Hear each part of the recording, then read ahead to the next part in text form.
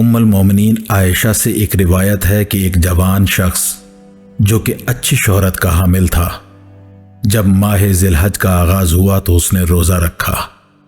یہ خبر رسول خدا صلی اللہ علیہ وآلہ وسلم تک پہنچی تو آپ نے اسے بلایا اور دریافت کیا کہ کون سی چیز تھی جس نے تجھے ان دنوں کے روزے رکھنے پہ ابھارا۔ اس نے عرض کیا، میرے ماں باپ آپ صلی اللہ علیہ وآلہ وسلم پر فدا ہو جائیں۔ یا رسول اللہ، یہ اللہ کی نشانیوں اور حج کے ایام ہیں۔ میں نے اللہ تعالیٰ سے اس امید پہ روزے رکھے کہ وہ مجھے بھی ان لوگوں کی دعاؤں میں شریک قرار دے۔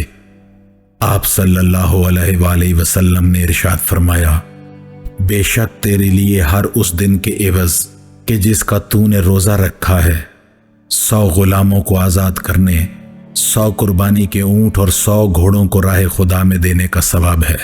جب یوم ترویہ یعنی 8 ذی الحج کا دن آئے گا تو تیرے لیے 1000 غلام کو آزاد کرنے، 1000 قربانی کے اونٹ اور 1000 گھوڑے راہ خدا میں دینے کا ثواب ہے۔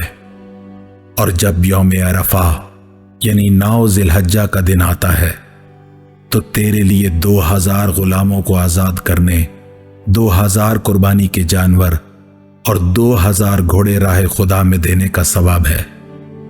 اور یہ گزشتہ 70 سال اور اس کے بعد آنے والے 70 سال کے گناہوں کا کفارہ ہے۔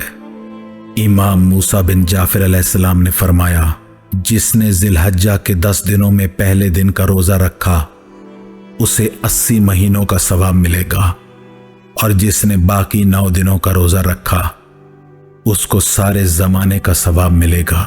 اسی طرح امام جعفر صادق علیہ السلام سے روایت ہے کہ آپ نے ارشاد فرمایا، یوم ترویہ 8 ذی الحجہ کا روزہ 1 سال کا کفارہ ہے، اور یوم عرفہ کا روزہ 2 سال کا کفارہ ہے۔